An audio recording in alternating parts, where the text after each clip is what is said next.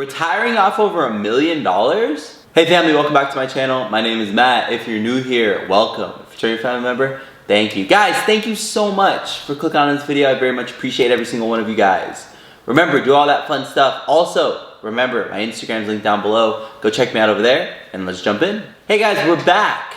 We have another review going on today. This one's pretty cool because we have a couple who retired with over $1 million in their early 30s. I'm so interested to see how they did it. And what's kind of cool about this video is it's pretty short, so it'll be short and sweet. We'll get here, get done, and move on with our day, right? Love that for us. This video is called How This Couple Retired Early with Over $1 Million.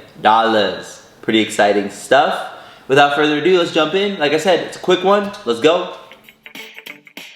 My name is Justin, and we live in Raleigh, North Carolina. I retired at 33. We have 3 kids. I retired 2 years after Justin at age 38.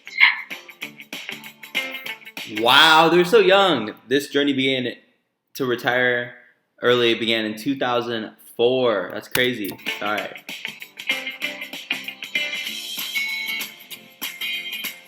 Oh, she's a lawyer? Uh-oh, that's cool. That's cool. All right, that's pretty good. 138K a year. That's good. 2013. 1.3 million bucks in 10 years. Wow, good for them.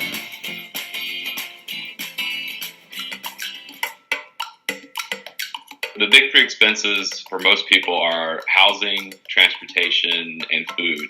And so we kept those 3 expenses fairly low. The houses in Raleigh were pretty inexpensive. We had a fairly modest mortgage by most measures in the United States. We kept driving the same cars that we had fresh out of college.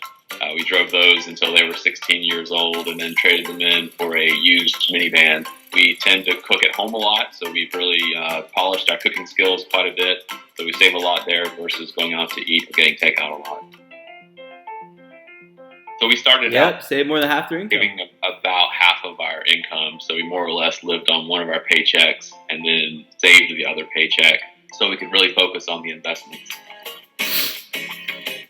We were maxing out our 401k accounts, our IRAs, so we were getting big tax breaks as well. We were saving close to $15,000 per year on taxes. We also had started a taxable brokerage account. I think we started out putting in around $1,500 per month into that taxable brokerage account. And then we increased that as we could throughout the years as we made more money, and just slowly over time building up the balances, letting the investment returns compound. And 10 years later, it was enough.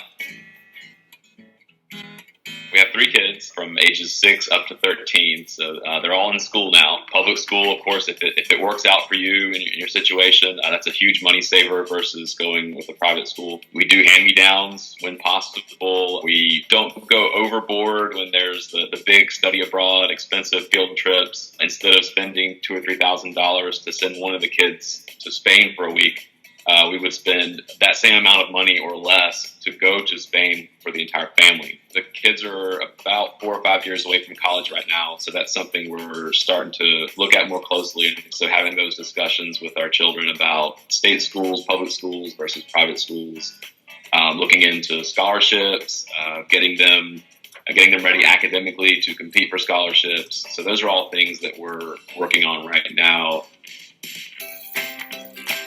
Okay, again, 4% rule, 40 grand a year off 1.3 million. That's good. There you go. Wow, up to 60. They're big spenders. So wake up and have a cup of coffee, sit back, read a book, watch some TV. Also be able to jump on any good deals on vacation. So it's a nice feeling to have that freedom of time to do what a lot of people do on the weekends. We do that 7 days a week. All right, guys, there it was, short and sweet, just like I said. Now, they have $1.3 million. They're only living on like 40 to 60K a year, which honestly is like 3-4% of their portfolio, which is good. If they make 10%, that's 130K a year. You live on 3 or 4%, you'll be all right for the rest of your life. They talked about the big 3, food, housing, and transportation. Those are the 3 biggest expenses for most people in America. They kept all those low and just invested. They maxed out their 401ks and IRAs, and they also did a taxable brokerage account. Great strategy. The only thing is, if you do the actual retirement, you max out your retirement accounts. That's great. But the thing is, they're 30. They're in their 30s, right? They're like 38 and 36. You can't get to the Roth IRA or 401k money until 59 and a half. So there's still a long gap in between when they can actually get their money out of those accounts to actually live on. So I guess the brokerage accounts have a lot more. They didn't do an exact breakdown of what their whole portfolio is and what type of accounts they're in, but I know they have a brokerage account and they also have the Roth and 401ks and all that fun stuff. But remember, the retirement accounts aren't until 59 and a half. The brokerage account you can do whatever you want with. You can take the money out, whatever. But yeah guys, really cool video. Another couple inspiring story. Late 30s, they're retired. Pretty cool. All right guys, thank you so much for watching this video guys. I very much appreciate every single one of you guys. Remember to check me out on Instagram. The link is down below. Go do all that other stuff. I very much appreciate every single one of you guys, like I say every video. All right guys, that's all for today's video. Remember to continue work to become the best version of yourself. And we'll see you guys in the next one.